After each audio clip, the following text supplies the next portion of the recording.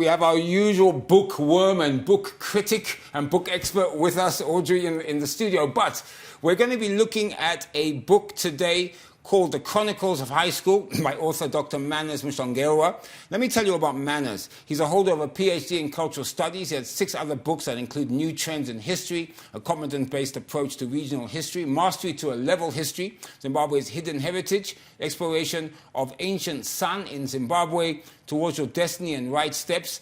And currently he's president of History Teachers of Zimbabwe and also youth coach. Audrey, welcome to Morning Rush as usual, of course. Good morning, and good morning. Okay, hang on. This guy, Manners, is a history buff. Yes, right? he Now is. he's writing a Chronicles of the High School, which is looking at counseling and offers advice to secondary and high school pupils. Interesting. But anyway, tell us about this book. It just sounds fascinating. It is. I actually think he says it's for high school and tertiary students. I actually think we need to include the junior school students. Yeah. Because, you know, some of the things mentioned, they're already starting early. Like there's a whole chapter on do's and don'ts on social media. You've got kids in grade 4 who are on IG. I like that. I noticed that. I think that's really good. Yes. Because, I mean, even adults do silly things on social media. Kids are worse.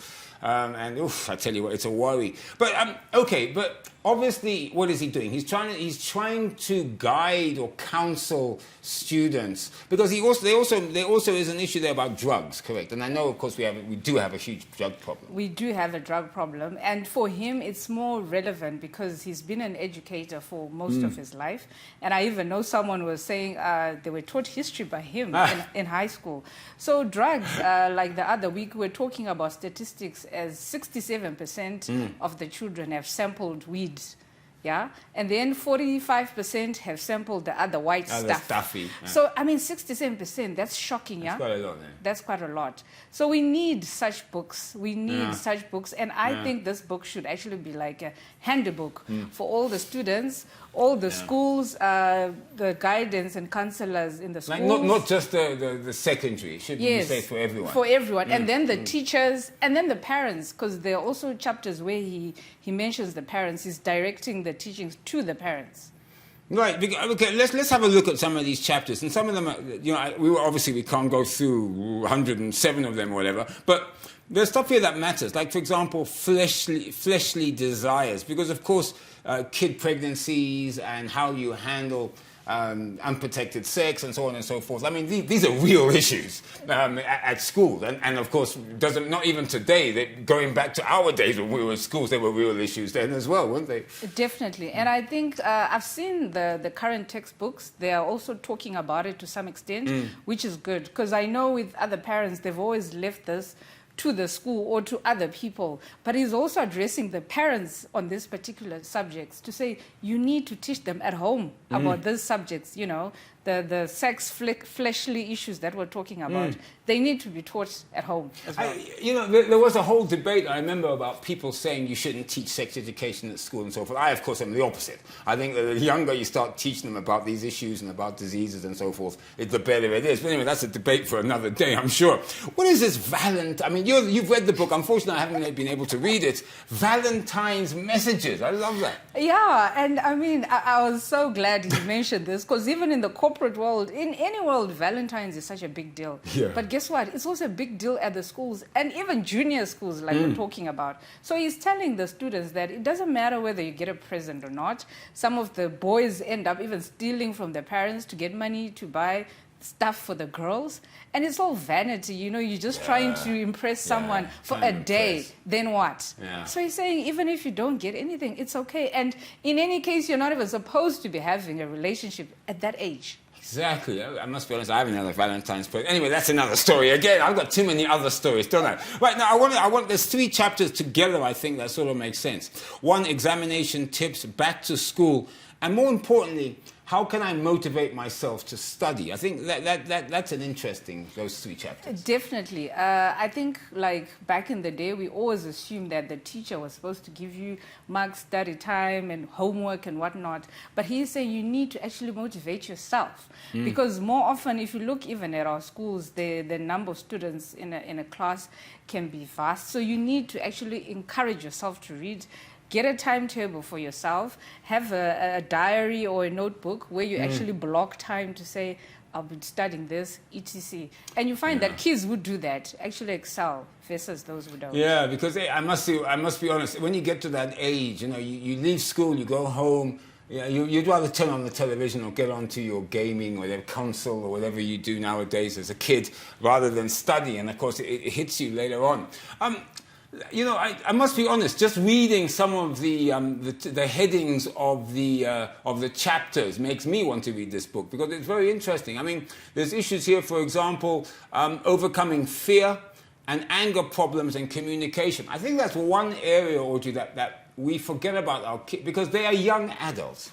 And I think a lot of people see them as children, but actually young adults, they have communication issues, they have mental health issues, they've got anger issues. I mean, they're like any human being, any adult, really. They just happen to be a bit younger than most adults under the age of 18. But talk to us about that, because that's important, and also what he suggests on what children should do to really hype up those skills, because they are skills. Communication is a skill, for example. Yeah, and I like the way you tied it up all together, because he talks about mental health issues and he lists the issues that children are going through at home. It can be abuse, it can be poverty, it can be other social issues, bullying at school. So this then affects the communication. So you find this child is always going to be angry. He's going to be, reserved. Not studying, of course, typical. Yes, then it affects their so sometimes we're always quick to judge and label these kids and say they're bad apples and whatnot. But guess what? They could actually be having issues at home or even issues at school like bullying, and no one is addressing those issues. Well, what does he propose? I'm sure, does he come up with solutions for the kids themselves? I mean, like on mental health, I know that is always a tough one. Because, we always talk about communication and talking to people about it. But, of course, you've got to identify it first. And a lot of people don't get there. They think, oh, he's just a quiet, shy kid. He doesn't talk a lot. He likes to play on his own. Well, actually, he may actually have some issues. Yes, so I think the onus, again, is on the parents and then also on the teachers' guidance and counseling. So I know most schools now have a separate department reserved for that, addressing these issues. And then also the children themselves. They don't have to then act out and take substances to dull this pain and whatnot. They have to deal with the problem and then talk about it. But one subject that I found interesting, and I need to bring this across to Zimbabwe, semester marriages. Parents, did you know there's such a thing called semester marriages? I think this is rife in What? Yes, tertiary. What's a semester marriage? So I'm married for one term. Yes, or it can be so what is happening now is some children go to school without enough basics.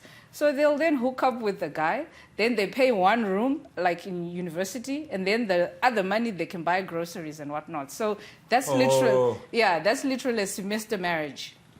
They're hooking up, they're staying together. I tell you what, there's so much in this book to see. There's other chapters, tattoos, writing on toilet walls, forgiveness. There's so much. And Audrey recommends it for everyone to read, not just students at secondary education, but also parents as well, bringing it to junior school. Audrey, what book you would recommend? This book, everyone must read this book. Like I say, children, parents. You can get in touch with Dr. Manas Musa on Facebook, LinkedIn, and then he can hook you up a copy or with the it's only $10, right? Yes, $10. Chete. I think it's worth it for $10. Yes. Audrey, thank you so much as usual for coming in so early to be our in morning rush book expert. Konapo, Ipapo pa ZTN Prime, DSTV channel 294, the place to be.